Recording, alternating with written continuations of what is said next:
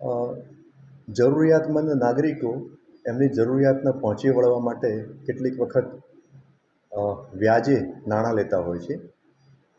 આ જરૂરિયાતમંદો કેટલીક વખતે નાણાં લેતા વખતે અમુક જે વ્યાજખોર હોય છે કે જે ગેરકાયદેસર વ્યાજની પ્રવૃત્તિ સાથે સંકળાયેલા હોય છે કે જેઓ રજિસ્ટ્રેશન વગરના અને અમુક ઊંચા દરે વ્યાજ વસૂલતા હોય છે અને બળજબરીથી અમુક મિલકત અથવા તો વ્યાજ અને મુદ્દલ કઢાવતા હોય છે.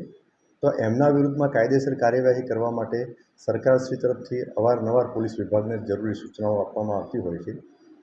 એ અનુસંધાને ગુજરાતના ડીજી સાહેબ તરફથી હાલમાં 21/6/2024થી 31/7/2024 સુધીના સમયગાળા દરમિયાન એક સ્પેશિયલ ડ્રાઈવનું આયોજન કરવાનું તમામ જિલ્લા શહેરમાં સૂચના આપવામાં આવેલી છે.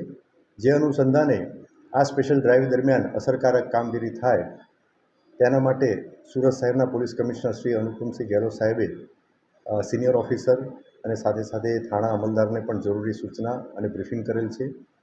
જે અનુસંધાને આજરોજ ઝોન 6ના નાયબ પોલીસ કમિશનર શ્રી રાજેશ પરમાર સાહેબની સૂચના અન્વયે આઈ ડિવિઝનના સચિન જીઆઈડીસી પોલીસ સ્ટેશનમાં એક ટ્રાયસિકલ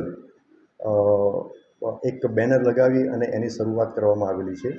આ ટ્રાયસિકલ ઝોન 6 વિસ્તારમાં અલગ અલગ વિસ્તારમાં ફરશે અને લોકોમાં એક જાગૃતિ આવે એટલે કે એ જાગૃતિ એ અનુસંધાને લોકો જે આ ગેરકાયદેસર વ્યાજખોરોના આતંકના ભોગ બનેલા હોય એ સામે આવી અને પોલીસ સ્ટેશનમાં જે તે અરજી અથવા તો ફરિયાદ આપે અને એની સાથે સાથે જો એમને વ્યાજે નાણાં લેવા હોય તો એવી સરકાર માન્ય સંસ્થાઓ પાસેથી જ જે વ્યાજે નાણાં લે એ બાબતમાં પણ જાગૃતિ લેવા માટે આ જે ટ્રાયસિકલ જે છે એમાં જે બેનર લગાવવામાં આવેલું છે એમાં એ લખાણો લખવામાં આવેલા છે.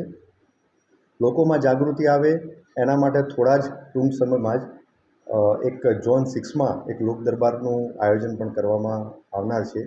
તેમાં આ લોકોની અંદર જે જાગૃતિ આવે તો લોકો જે ભોગ બનેલા હોય અને સામાન્ય નાગરિકો હોય એ આ લોક દરબારને એટેન્ડ કરે અને એ લોક દરબારમાં જે સરકાર માન્ય નાણાકીય સંસ્થાઓ જે છે એના પ્રતિનિધિ પણ હાજર રહેશે એવી વ્યવસ્થા કરવામાં આવનાર છે. અને એ પ્રતિનિધિઓ કેટલા દરની કઈ રીતના લોન મળી શકે અને એમાં શું પ્રોસેસ હોય છે એની જાણકારી પણ આ લોક દરબારમાં આવશે.